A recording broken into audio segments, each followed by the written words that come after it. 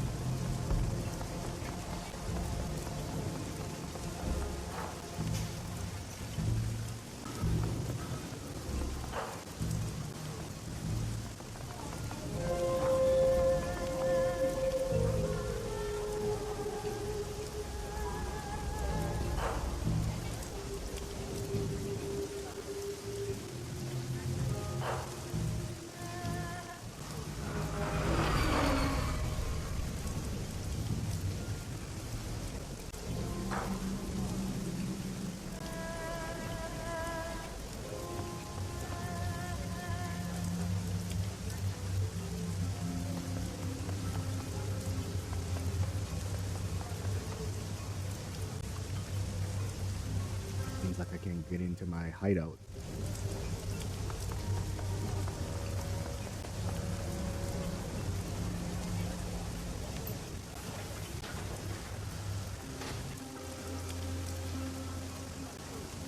Go directly.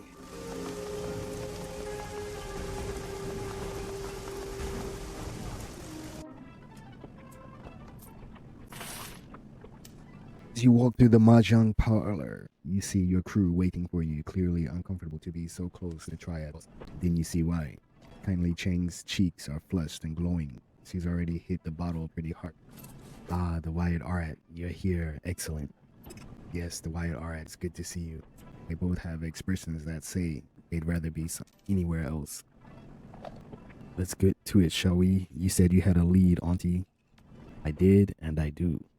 Finally, Chang takes out her PDA and gently places it on the table in front of her. The wiretap we placed on the police force has borne fruit. Her mouth breaks into a wolfish grin. Her eyes take a feral gleam. She appears fueled by alcohol and vengeance, a hungry beast on the hunt.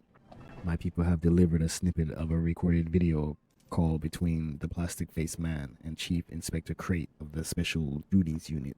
Whoa, this should be good. Should we take a seat? Unfortunately, it's only a snippet. There were some technical difficulties with the tap.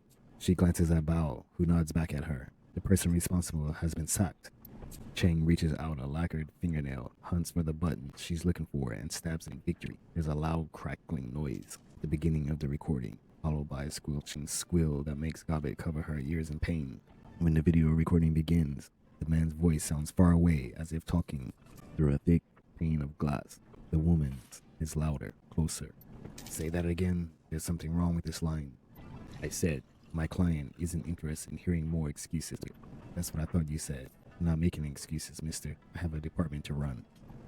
Not for much longer. If those two Westerners aren't found, they're linked to this Raymond Black somehow. My client wants them out of the circulation immediately.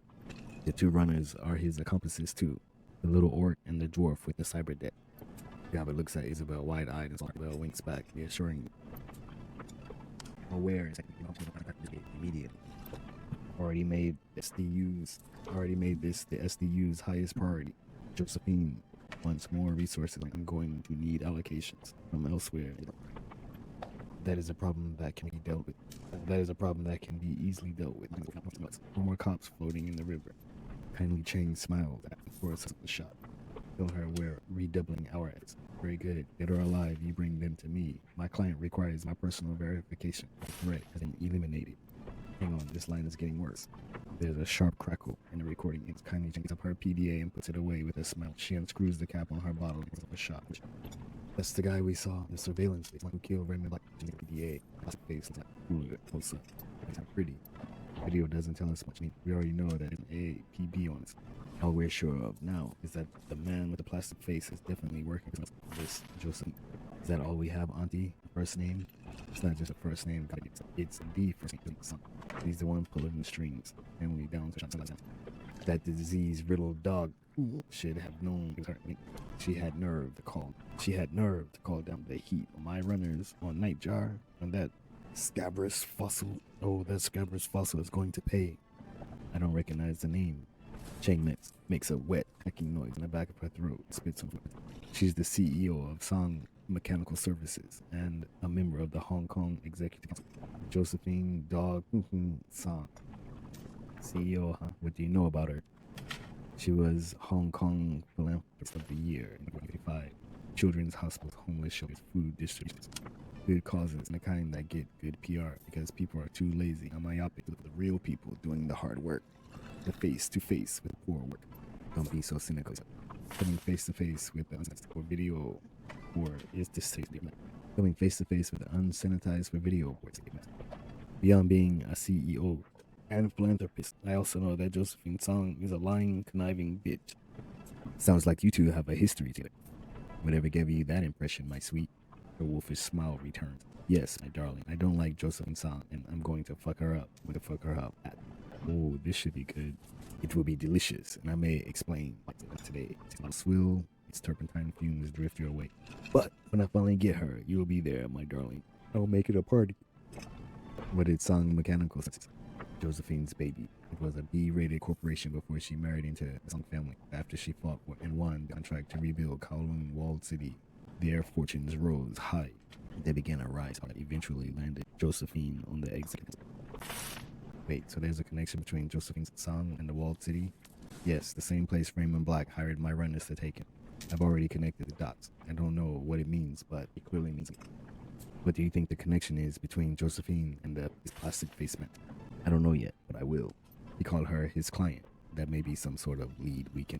Cheng nods at Wu. Her glance lingers at his bicep before continuing. Right now, all we know is that he is her instrument, the one who killed Raymond. Raymond's not dead. Yes, you may have mentioned that before. She smiles at him reprovingly. Regardless, the plastic face man is still our best lead for figuring out what's going on. Remind me who this executive council is. May I, Auntie? Isabel breaks in and kindly Cheng a chance to calm down a bit. Hong Kong is run by a consortium of powerful corporations called the Board of Governors, who set up executives, an 8-member committee of exemplary Hong Kong citizens to represent the people and run this city on their behalf. Of course, you don't vote for them. That would be too ridiculous. Instead, every 2 years, 2 executive council slots come up for election, and the corporations on the Board of Governors put up some candidates and vote among themselves in a closed-door session. That sounds like the Japanese government.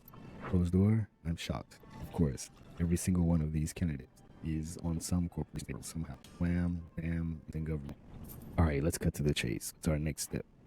There's nothing we can do to Josephine Song, as much as I hate to admit it. But the plastic face man is a different story. He's a third-party operative who's been careless, and he'll live to regret. Her little black eyes turn for a while. If Song thinks she can take out 2 of my runners and get away with it, I'm going to have to explain things to her. She pulls out a thin black cigar and runs it beneath her nose. We're going to find Plastic Face Man, and we are going to hunt him. Hurt him. We'll hurt him until we know everything he does. And then we will use that to strike back at Josephine Song.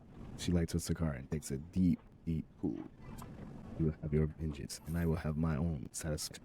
She turns away and picks the bottle. Now get out. I have work to do. Interesting.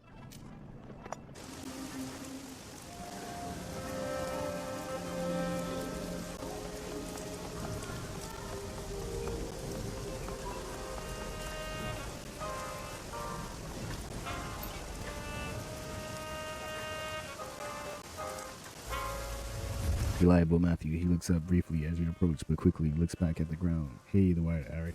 He mumbles words softly. What's going on? You don't seem yourself. What's the matter? Trone, bite your tongue? Matthew's looking shyly at the ground. He doesn't answer. What's going on? You don't seem yourself. Matthew mumbles something under his breath. After a moment, he looks up suddenly. Can you do me a favor? The white Art can't leave the lot right now. What's the favor? I'm supposed to pick up medicine this morning, but I overslept. Can you get it from Ambrose for me? 10 armed Ambrose? Sure. Thanks. You know what? I want to go to the club and buy some weapons. Club 88.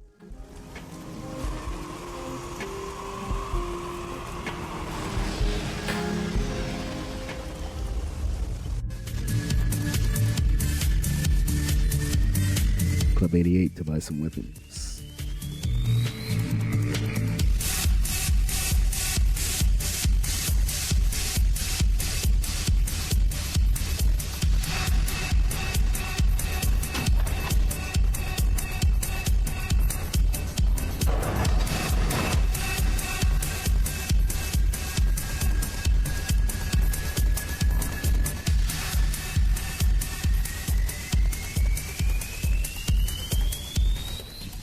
Ermine haggles with the dwarf over the price of a customized shotgun, sealing the deal with the offer of a size-appropriate bandolier. The dwarf leaves happy, and Ermine slots another black market crate stick into her stash.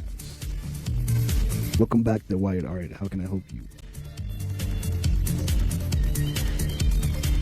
Business good? Business is booming as always. People like easy solutions and they will pay good money for them. Guns are one way, booze and drugs another. This is why we sell what we sell.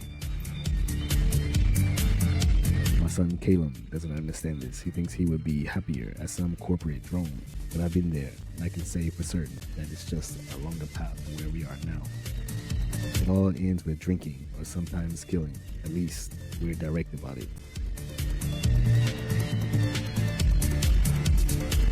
What's the problem with Caleb?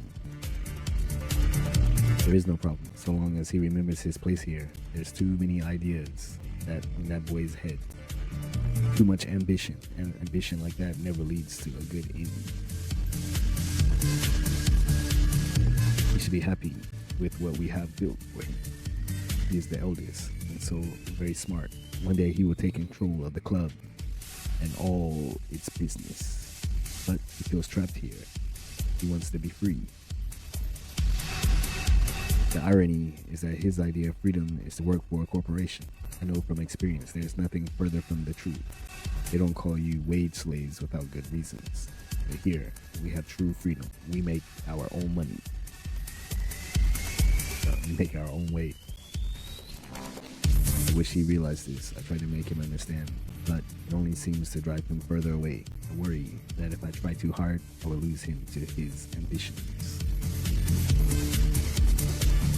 So how'd you end up selling guns out of here? Back when my husband worked for Wuxing, he had a little side operation smuggling weapons right under the corporation's nose. Strictly small time and barely worth the risk, but it brought in a little extra money, which we desperately needed. But Henry was never good at brokering the deals. He hated that part of the business, didn't care to haggle, always leaving money on the table. We fought about it often, and one day he told me to handle it. He cared so much, so I did. As it turned out, I was better at it, much better. I had worked in the business world before the boys were born. I knew how these things must be done, so I began to make all the deals. I secured the product, I found the buyers. In time, we didn't even need Henry to babysit the shipments. Our influence had grown strong, and now we run everything safely from dry land. Let's see what you have today, Ermine.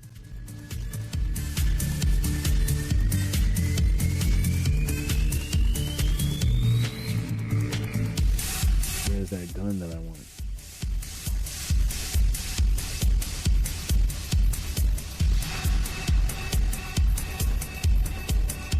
AK-47 with a smart one. M79 grenade launcher.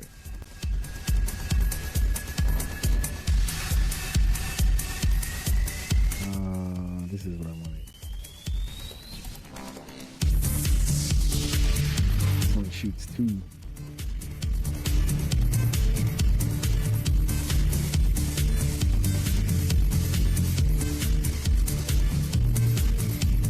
Ooh, what's this? Benelli Raffaello Martin shotgun. Low-end all-purpose shotgun with an attack smart one.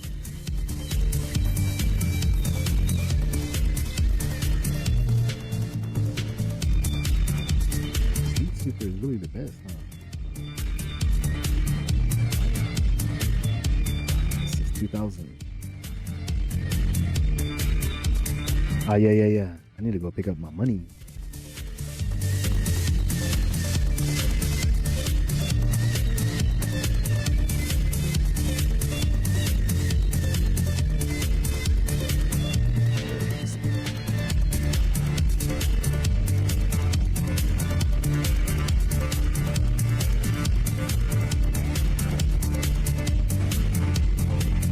hear that you're the one to talk about work in the shadows. That's right. Good, because I'm looking for work here in Hong Kong, but I don't have my own team. So I run for free against Firewise. Call me Dulce. I'm a street samurai, good with shotguns, close combat, and I've got a bit of medical know-how on top of that. My rates are reasonable. It's a run against Shiawase. In that case, it's completely free. I run for free against Shiawase.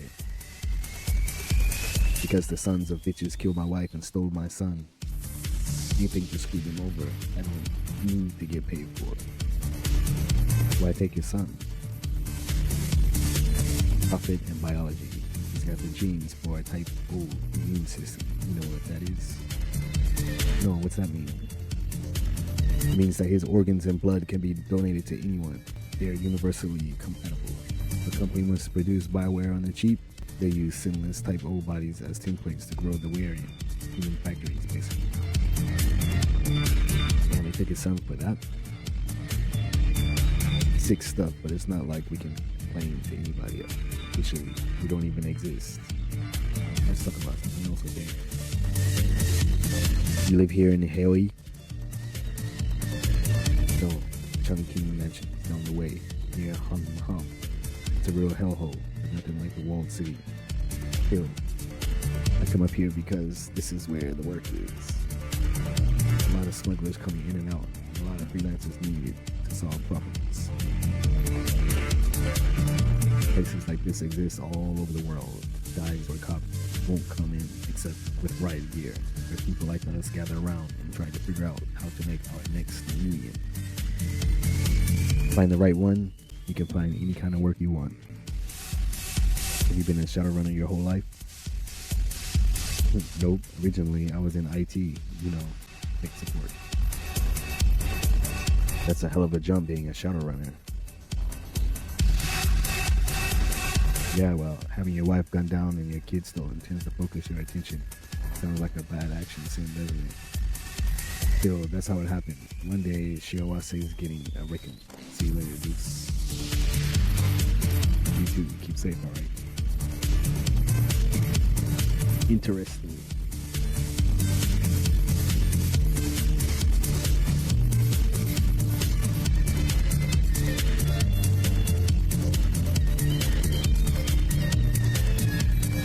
Why do you insist on chatting like this?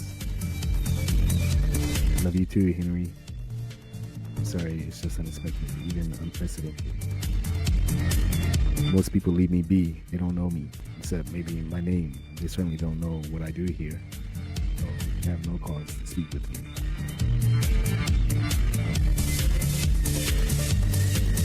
Shadowrunners work hard to lead that kind of life. So you say, of course, a Shadowrunner seeks such a life on purpose. I haven't. Got any good stories for your days at sea? Stories? An old sailor always has stories. In my early years working the fishing boats, I swear, it seemed like every day we caught something in our net stranger than the day before. Sometimes it was cargo, either lost or thrown overboard by panicking smugglers. Sometimes it was bits of shipwreck. Bits of ships wrecked by those super typhoons they say the geonauters caused. We'd haul up the occasional body, figure some of them were refugees, either from the mainland after the Civil War, or the Philippines after that, the whole mess. Human trafficking, pirates, lots of bodies in these waters. But more and more, we pull up bizarre sea creatures. Not sure if they were mutants or some kind of awakened critters. The small ones we always threw back as soon as we caught them. If you don't know what something is, best to assume it sprays acid or lays eggs in your brain. The big ones, he shakes his head in disbelief. A lot of times we had to cut loose the net. Nets cost a fortune, but when the whole boat shudders and you see 3 meters spines or tentacles or something break the surface, you know it's not worth saving the net.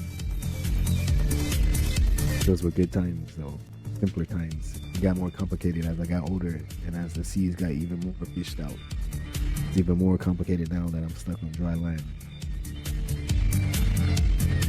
Guess the skills of a sailor don't really translate to club ownership. No, they don't. I want to be a good provider. I just don't know how to contribute anymore. Think about my own father. He was a fisherman long before me. 40 years.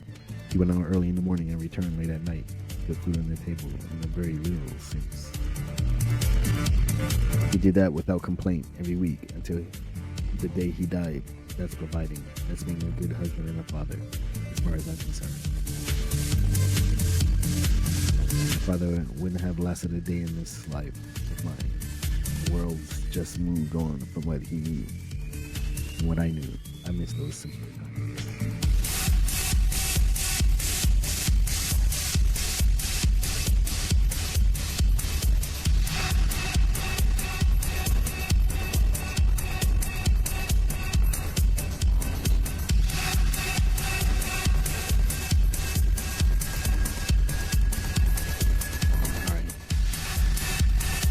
Let me go get my money. That was expected to come in here and chat about those guys.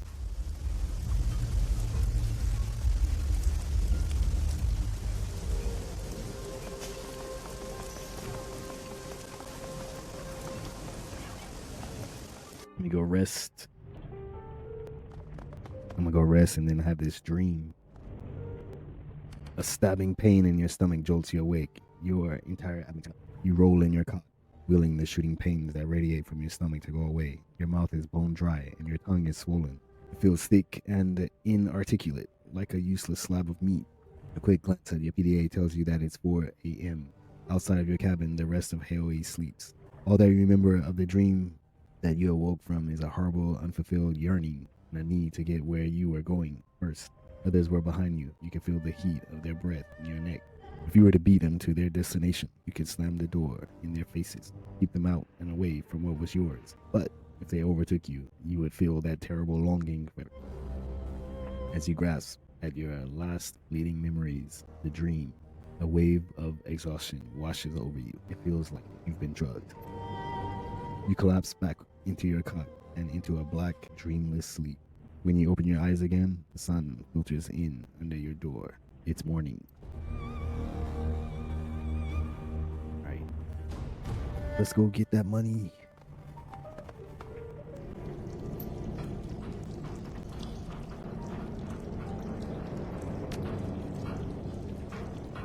Chang and Josephine. Hey, Seattle, I think I can add a little context to that thing between Auntie and Josephine Sung. You know, the thing that makes Auntie hit the sauce and talk revenge. This the combo of stuff I heard and stuff I put together myself, so your mileage may vary. This is from Gobbit. For years, the Yellow Lotus act as tax collectors within the walled city. Since the walled city was built by Josephine Sung and the Yellow Lotus was run by Auntie Chang, they must have had a working business relationship for a while at least. From what Nightjar told me, he was her favorite. You got that right. Auntie was known as a real up-and-comer back then. She was on the fast track to be the next Yellow Lotus. 438. That's a big deal. That's a big deal, gigs. Money, power galore. Money and power galore. Now you need to know that there were a lot of triad and corpse doing biz in the walled city. All sorts of stuff. Sometimes they work together nicely. Sometimes people get bloody. The way that I heard it, Auntie came up with some sort of grand plan to consolidate business in the walled city. The power would be split between the Yellow Lotus and Sung Company, and everyone else would get a cut. If her plan worked, Auntie would rise in the Lotus like nobody's business. Josephine Sung would make a long bank. There was a catch though. In order for the plan to work, both women would need to jump through a lot of hoops. There'd be street level maneuvering and power plays on Auntie's side, and blackmail and negotiations on the corporate level from Josephine Sung. My info gets sketchy here. From what I've pieced together, Sung went behind Auntie's back and took her plan to her boss, the 438 Wang Lun Fa. They cut kindly out of her own plan. Why'd Sung do that? My guess is that she saw Auntie as some sort of threat. People in the know say that Wang Lun Fa is weak and greedy. She can be manipulated if her palm remains well greased. Long story short, power was consolidated in the wall seat, just like Auntie planned. Only she didn't wind up getting any of it. Her climb up the Lotus ladder came to an abrupt halt. She's still a straw sandal, just like she was before Song backstabbed her. Now she's stuck in Haley like a fly in amber. I'd be pissed too if it were me. Got it. Job offer from Isabel. This is what I wanted. A recording of Isabel pops onto the screen. She stares into the camera, her eyes full of intensity. If you're watching this, you've decided to listen to my job offer. That's a good thing. I wasn't convinced that you would. Our target is a local decker, a former 1 point in the Matrix. His handle is Rhombus. He has the software that we need. Unfortunately, he's unassailable from the Matrix, and nobody knows where he lives in meat space. I know where he's going to be. There's an event coming up that Rhombus can't afford to miss. He might already be on his way there. As you're reading this message, deckers from all over Asia, white hat and black hat alike, are converging on the Harbor Spires Hotel. This year, Harbor Spires is hosting DeckCon, Hong Kong's largest annual decking convention. Rhombus is going to be there, and that gives us an opportunity. We're going to hit the convention, find him in meat space, and get the software away from him. We're going to do it quietly. Enclosed, you will find a copy of the plan that I worked out for the run, presented in bullet point format. Everything should be fairly strict. Isabel's image winks off the screen, replaced by a blinking cursor. As you watch, the screen begins to fill with lines of simple instructions. I will provide you and one other runner of your choice with visitor passes for the convention. I will proceed ahead of you using my own guest badge. I will hide in a woman's lavatory on the first floor. You will enter via the kitchen and procure me a uniform from the catering side. Please be sure that the uniform is size 4. We will rendezvous. I will change into the uniform, and using it, I will infiltrate the administrative wing on the 6th floor. You will proceed into the convention hall and await further instructions. Using the administration computer, I will identify Rhombus via the guest registration form. Once I have done this, I will alert you via comlink. I will upgrade your badge to VIP status, granting you access to the VIP wing of the hotel. You will tell Rhombus that he has been granted VIP status and offer to escort him to a complimentary room. You will escort him to a room that I designate and hold him there. I will jack out of the Matrix and make my way from the admin wing to your room. We will intimidate Rhombus, beat the tar out of him until he gives us the soul. We will tie and gag Rhombus and stuff him into a storage closet. We will not be gentle. It's okay if he starts crying. Actually, please prioritize this. I want to see tears. Software in tow. We will make our escape. Rolling text fades and Isabel winks back to the screen. See? It's a simple plan, just like I said. We should be able to get through it without firing a shot. So, will you do it? Will you help me get the software I need? Yeah. The recorded footage of Isabel winks off of the screen. A real-time feed of her Matrix avatar replaces it. Excellent. I knew that I could count on it. Saddle up, White. Alright, this is going to be fun.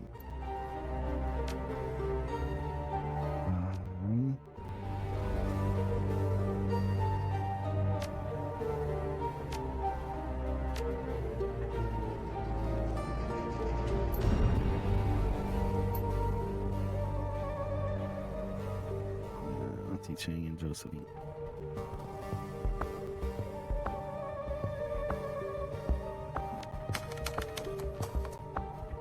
Search BBS for winning keywords.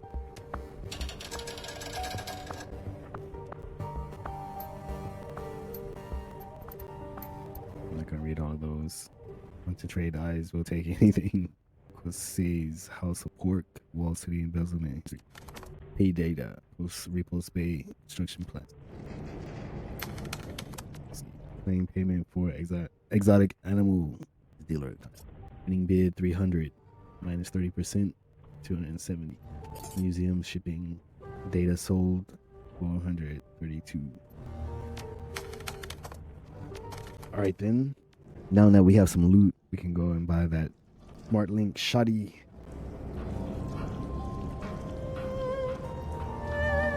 I really want that shotgun.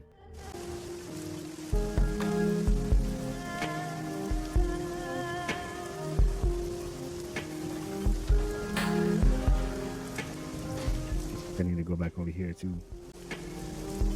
Let's hit club 88%.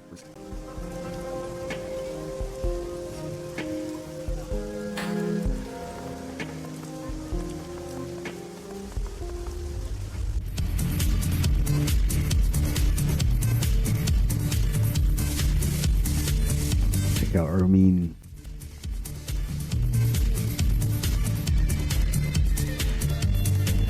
what's going on? Every time I come here, she has a new thing to talk about.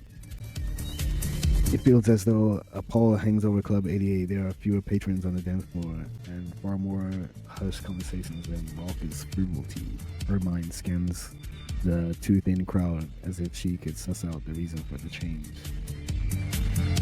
Something's not right at all. You expecting trouble? No, not the kind you mean. It's just a shift in the mood.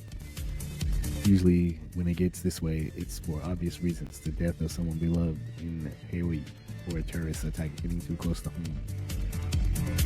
This time, I don't know. But it doesn't matter. When spirits are down, people drink. When spirits are high, people drink. We make money either way. I just prefer knowing which way the winds are blowing. It comes from being an old sailor's wife.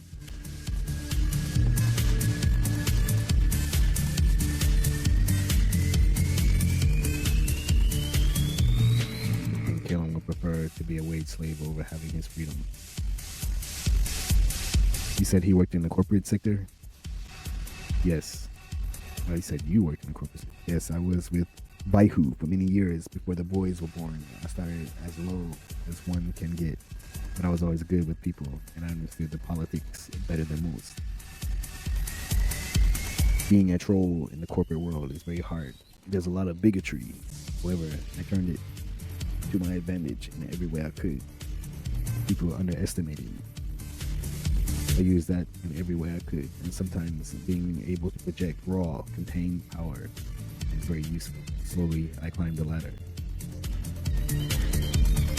Sometimes I wonder what might have been if Caleb hadn't come along when he did. But there's no changing the past. Are things any better with Caleb? No. He's becoming even more distant of late, more secretive. I saw him talking with someone the other day, the kind of person who doesn't belong in Hawaii and shouldn't even be here. I don't know who they were or what they wanted, but Caleb is clearly trying to hide it from me. I have a bad feeling, the same heavy feeling that hangs over this place. Something is wrong, something is bad. Something bad is coming for my son, and I don't know if I can stop it. I'm sorry. I shouldn't bother you with my worries. Surely you have more important business. Yes, I do. Let me see those shotties.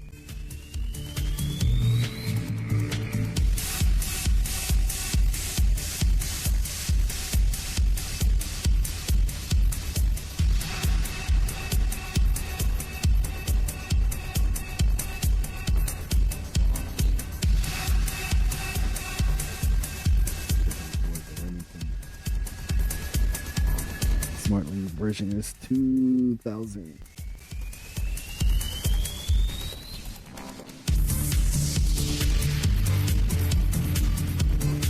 So just get the 990.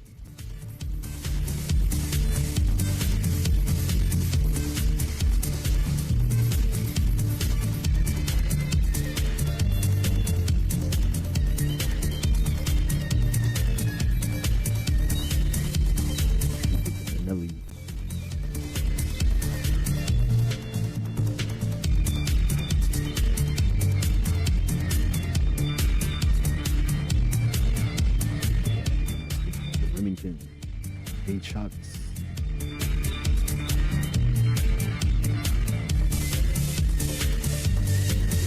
Should I save up?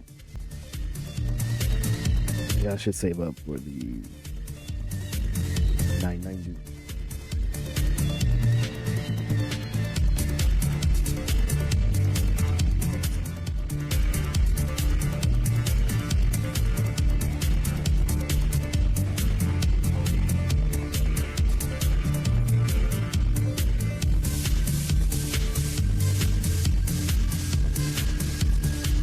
Oh,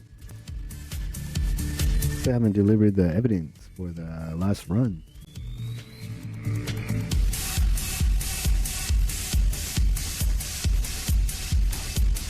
Let me go do that. No wonder I didn't have any money.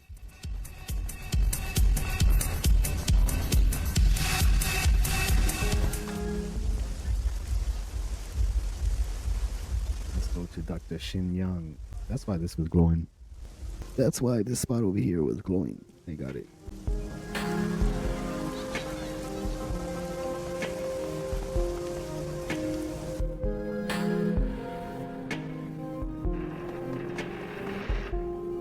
Mr. Shin Yang. Shin Yang is busily puffing away on a foul-smelling cigar, his comlink in one hand, his eyes blast with anticipatory glee as he sees you. Dr. Shin Yang greets you in the name of all producers. Dr. Shin Yang greets you in the name of all producers. How the shindig go? Let me tell you about the night we had. You explain the night's events from start to finish. As you speak, Shin Yang's face grows ever more incredulous until finally his mouth is left hanging halfway open. He slowly places the cigar in a nearby ashtray and shakes his head in disbelief. Vampires in the trade industry. A vampire queen, no less. What a nightmare. At least you got me Wong, and poor Neville's show is dead. That's... Alright, kid. I'll send payment to your matrix drop. You earned it. Glad to be able to help. Dr. Shen Yang is about to speak, but his comlink begins to buzz. Irritated, he enters it and switches to speaker mode. Yeah, who is it? What do you want? Oh, it's Neville. Hello, Shen Yang. I just wanted to let you know that I've released Penelope Wong from her contract. If you're still interested in her, she's all yours. Also, I hope your business is doing all right. I'd heard you had some problems with cash flow. If you need a loan, I'd be happy to help. Dr. Shen Yang eyes the image of Neville Ma with deep suspicion. You don't sound too mad, Nev. What's the catch here anyway? You must have the next big thing lined up already. Oh, doctor, there's no need for it. Do you want to know why I keep winning our little contests and you're always playing catch up? It's because you think people like Miss Wong actually matter. They don't. Stars are crafted, molded out of talent, yes, but ultimately constructed. With enough time and effort, anyone can be made into a star. It's just a question of manipulating public perception. Maybe so, but I got her now. And your show's dead in the water without a star. What do you think of that? I think that I'm going to do what any good soap opera producer would do. Write her character out with a tragic death and bring in someone new. You labor under the misapprehension that viewers have loyalty. They don't. They only have appetite. As long as you chase stars like Wong, you will lose. Don't be afraid to think bigger, Doctor. Reach the drama, dramatist. With that, Neville Ma hangs up on Dr. Shen. For the next 30 seconds, Dr. Shen Yang releases a stream of violently imaginative invective at his phone. Even Strangler Bao looks taken aback at ferocity of Shen Yang's anger and the inventiveness of the sexual position that he describes. Finally, he takes a deep breath. Dirty little weasel, insulting my creativity like that. The nerve. Go on, kid. We're done here. Thanks for all your help, but I gotta get going. Gotta talk to a guy about buying a bunch of snakes. Maybe now we can go to...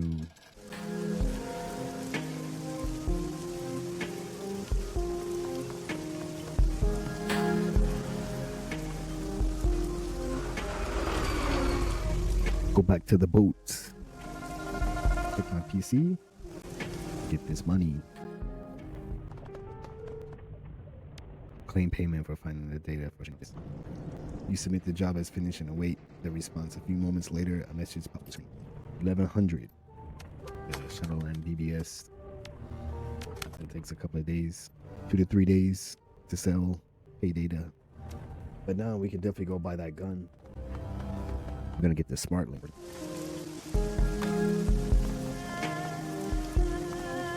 Version is 2K.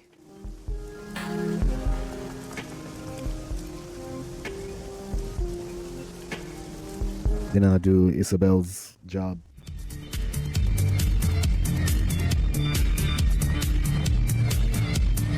But then I'll play too long. Not that great. Or maybe I'll stream Isabel's quest.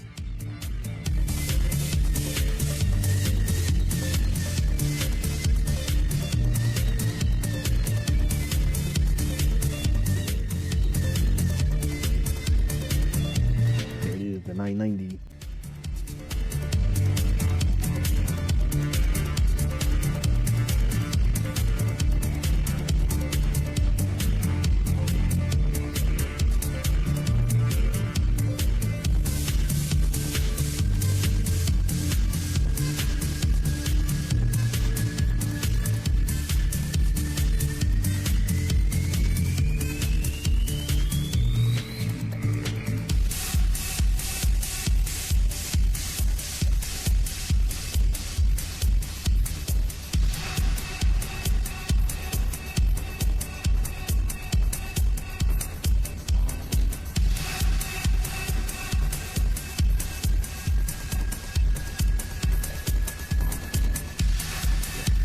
I had to make sure I had a data jack.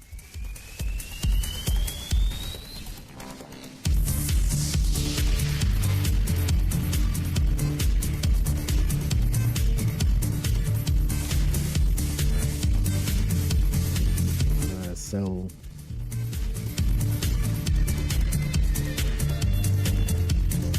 Start off vanilla.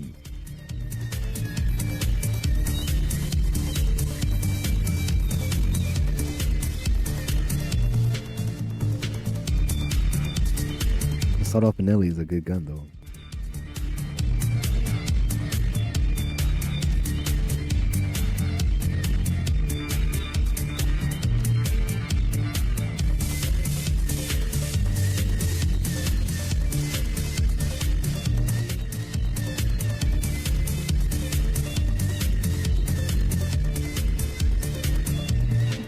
Spec customized for the shadows.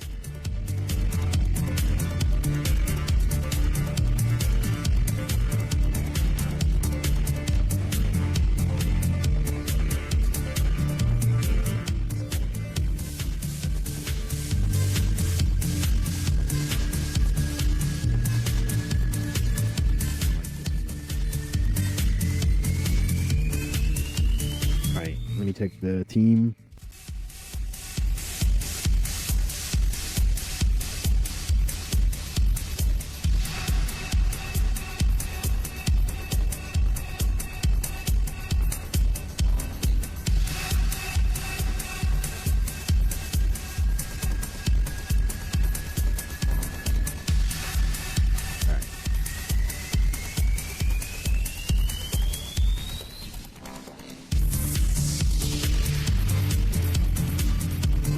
That's what we're gonna do.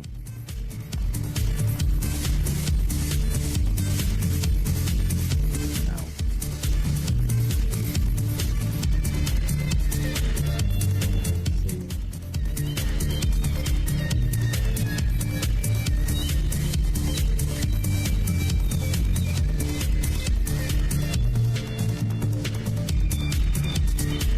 And I need to get out of here, maybe lay down a little bit, try to get better.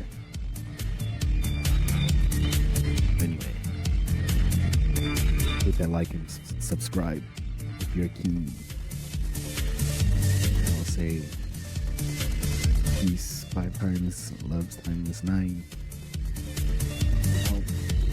Everything is good.